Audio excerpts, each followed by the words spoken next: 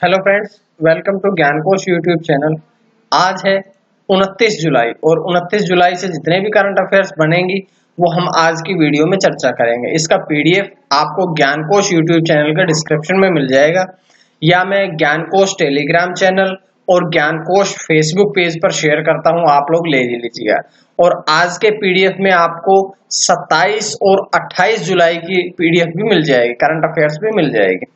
तो चलिए शुरू करते हैं आज के कुछ महत्वपूर्ण करंट अफेयर्स। सबसे पहला क्वेश्चन, ट्यूनीशिया के नए प्रधानमंत्री नियुक्त किए गए हैं। तो ट्यूनीशिया के नए प्रधानमंत्री किसे नियुक्त किया गया है? तो अभी बनाए गए हैं हिचेम मचीची, अर्थात ऑप्शन ए जो हिचेम मचीची है वो अब ट्यूनीशिया के नए प्रधानमंत्री नियुक्त किए गए हैं। इससे पहले जो ट्यूनीशिया के प्रधानमंत्री थे वो थे एलिस फकफक।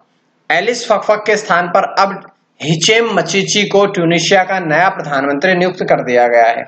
और उनकी नियुक्ति जो है वो आंतरिक मतभेदों के चलते हुए एलिस ने इस्तीफा दिया, जिसके पश्चात हिचेम मचीची की नियुक्ति की गई। अब वे ट्यूनीशिया के प्रधानमंत्री नियुक्त हुए हैं, तो हम कुछ बातें ट्यूनीशिया के बारे में पढ़ लेते हैं जो कि एग्जाम से संबंधित होती हैं। सबसे पहले यह है कि ट्यूनीशिया के राष्ट्रपति कौन है? तो ट्यूनीशिया के राष्ट्रपति है कैस सैयद। ट्यूनीशिया की राजधानी क्या है? ट्यूनिश। ट्यूनीशिया की मुद्रा क्या है? तो ट्यूनीशिया की मुद्रा है ट्यूनीशियाई दिनार। तो ये सारी जानकारियां हमने इस क्वेश्चन से मिलती है जो कि एग्जाम से संबंधित महत्वपूर्ण जानकारी है। उसके बाद बढ़ते हैं अगले क्वेश्चन की तरफ।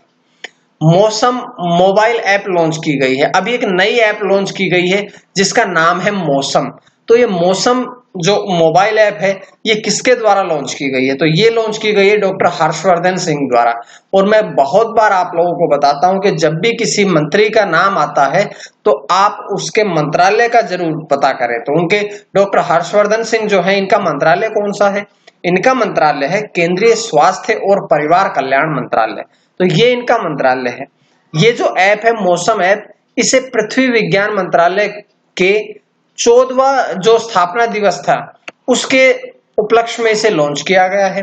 और ये ऐप मौसम के बारे में पूर्वानुमान प्रदान करेगी और मौसम से संबंधित जो आने वाली चेतावनियां हैं वो लोगों को प्रदान करती है। तो इस बात को ध्यान में रखते हुए, मौसम की चेतावनी और पूर्वानुमान को ध्यान में रखते हुए, अभी हमारे देश के केंद्रीय मंत्री, केंद्रीय स्वास्थ्य मंत्री और परिवार कल्याण मंत्री डॉक्टर हर्षवर्धन सिंह द्वारा मौसम नामक मोबाइल ऐप लॉन्च की गई है। उसके बाद अगला क्वेश्चन, भारत और इंडोनेशिया के बीच रक्षा मंत्रियों की वार्ता आयोजित की गई है। तो भारत और इंडोनेशिया के बीच में जो रक्षा मंत्रियों की वार्ता है वो कहां पर आयोजित की गई है? ये आयोजित की गई है नई दिल्ली में, अर्थात जो भारत देश की राजधानी नई दिल्ली है वहां पर भारत और इंडोनेशिया के बीच की मंत्रियों की वार्ता आयोजित की गई। अब इस वार्ता में क्वेश्चन बनता है कि जो भारत का प्रतिनिधित्व किसने किया था? तो इस वार्ता में जो भारत का प्रतिनिधित्व किया था वो भारत के रक्षा मंत्री राजनाथ सिंह द्वारा। और इंडोनेशिया की अगर हम बात करें तो इंडोनेशिया का प्रतिनिधित्व किया था इंडोनेशिया के रक्षा मंत्री जनरल प्रबावो सुबियांतो ने। तो भारत का राजनाथ सिंह ने और इंडोनेशिया का प्रबावो सुबियांतो ने। तो ये जानकारियां थी इस क्वेश्चन से। लेकिन अब हमने इंडोनेशिया के बारे में बातें पढ़ी है तो हम कुछ बातें इंडोनेशिया के बारे में भी पढ़ लेते हैं। तो इंडोनेशिया की बात करें तो इंडोनेशिया की राजधानी क्या है? कालीमंथन। कालीमंथन जो है वो इंडोनेशिया की राजधानी है। इंडोनेशिया की राजभाषा क्या है? इंडोनेशियाई। इंडोनेशिया के राष्ट्रपति कौन है? Joko Widodo. और उपराष्ट्रपति कौन है? यूसुफ काला। अब यहां से एक प्रश्न और भी बनता है कि इंडोनेशिया को इटली से स्वतंत्रता कब मिली थी? ध्यान रखिएगा, जिस प्रकार से भारत ब्रिटेन का गुलाम था इसी प्रकार से जो इंडोनेशिया था ये इटली का गुलाम था। तो इसको स्वतंत्रता मिली थी 27 अगस्त 1945 को। तो ये जानकारी आप लोगों को यहां से मिलती है। उसके बाद हम बढ़ते हैं अगले क्वेश्चन की तरफ। The India way strategies for the uncertain world नामक पुस्तक का विमोचन किया गया है। अब जैसा कि सभी को पता है कि एग्जाम्स में पुस्तकें भी पूछी जाती हैं, तो आजकल के एग्जाम्स को ध्यान में रखते हुए अगर हम इस पुस्तक की बात करें तो इस पुस्तक के जो लेखक हैं वो है एस जयशंकर। और जैसा कि मैं बार बार आप सभी से बताता हूं कि जो मंत्री हो उनके मंत्रालय को आप लोग जरूर पढ़े। तो एस जयशंकर का मंत्रालय कौन सा है?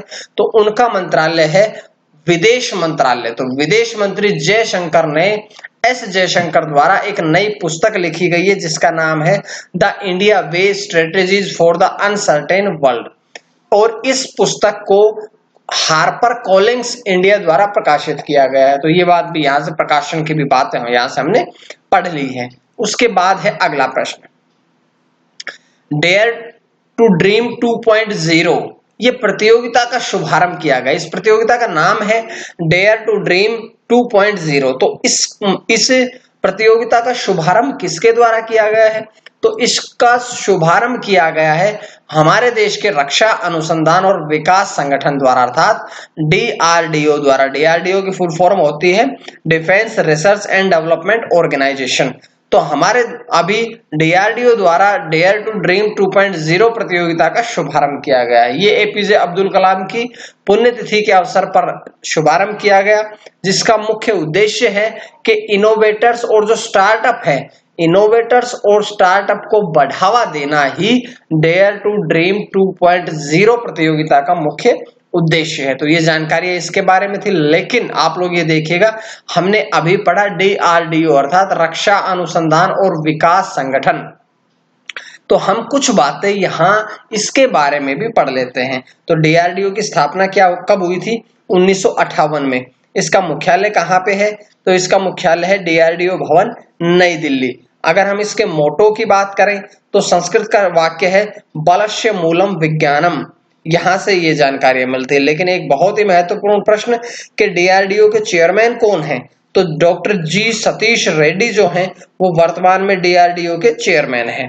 और ये डीआरडीओ जो है वो रक्षा मंत्रालय के अंतर्गत आता है। और रक्षा मंत्री की बात करें तो राजनाथ सिंह हमारे देश के वर्तमान में रक्षा मंत्री है। देखिएगा, एक प्रश्न से हमें अनेक प्रश्नों की जानकारियां मिलती रहती है। तो हम उस प्रश्न से संबंधित और भी जो महत्वपूर्ण, जो परीक्षा में के लिए उपयोगी जानकारियां है, वो सारी की सारी पढ़ते हैं। अब हम बढ़ते हैं अगले क्वेश्चन की तरफ। भारतीय नौसेना अकादमी आईएनए के कमांडेंट का पदभार संभाला। तो आईएनए का नया कमांडेंट बनाया गया है। तो इनको किसे बनाया गया है? अभी बनाए गए हैं एमए हम्पी होली। एमए हम्पी होली जो है वो आईएनए अर्थात भारतीय नौसेना अकादमी के कमांडेंट बने हैं। और अगर प्रश्न पूछा जाए कि एमए हम्पी होली ने स्थान किनका लिया है, तो दिनेश के त्रिपाठी के स्थान पर अब एमए हम्पी होली जो हैं वो भारतीय नौसेना अकादमी के कमांडेंट बने हैं। एमए हम्पी होली जो है वो वर्तमान में वाइस एडमिरल है। और वाइस एडमिरल होने के साथ साथ अब वो आईएनए के कमांडेंट के पद पर भी बने हैं। तो ये भारतीय नौसेना अकादमी के कमांडेंट बने हैं।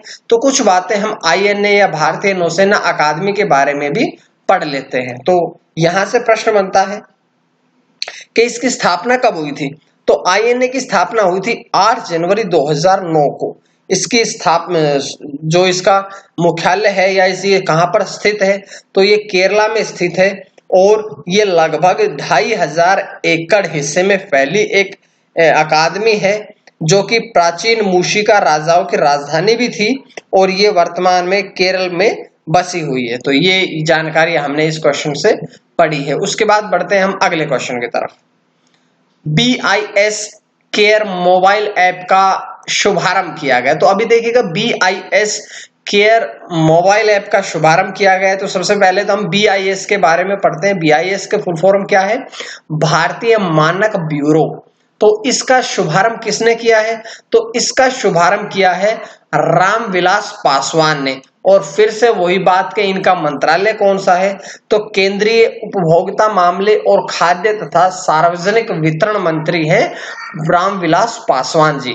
ये मोबाइल ऐप जो है BIS केयर, ये भारतीय मानक ब्यूरो यानी कि BIS की मोबाइल ऐप है। तो ये BIS की मोबाइल ऐप है। तो हम कुछ बातें BIS के बारे में भी पढ़ लेते हैं। तो BIS जो है वो भारत में राष्ट्रीय मानक निर्धारित करने वाली संस्था है।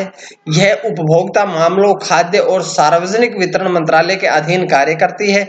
लेकिन इसका सबसे पहले जो नाम रखा गया था उसका नाम रखा गया था भारतीय मानक संस्थान, और इसकी स्थापना 1947 में की गई थी। लेकिन अब इसका नाम परिवर्तित करके भारतीय मानक ब्यूरो कर दिया गया है। अब हम बढ़ते हैं आज के आखिरी प्रश्न की तरफ।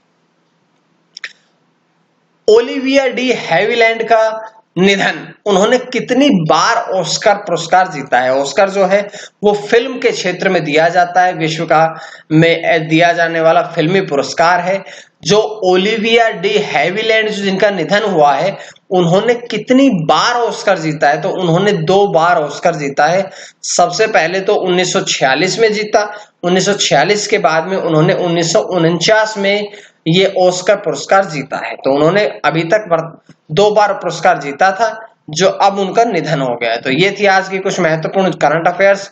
उम्मीद है आप सभी को पसंद आई होगी, और अगर आप सभी को पसंद आई तो आप लोग ज्ञानकोश यूट्यूब चैनल को सब्सक्राइब करें ताकि आपको डेली वीडियोस मिलती रहें। और सब्सक्राइब करने के बाद आप लोग बेल आइकन जरूर दबाएं ताकि आपको इसका नोटिफिकेशन भी मिलता रहे। और इसके साथ साथ आप सभी को पता है कि हमारा बैच शुरू हो चुका है।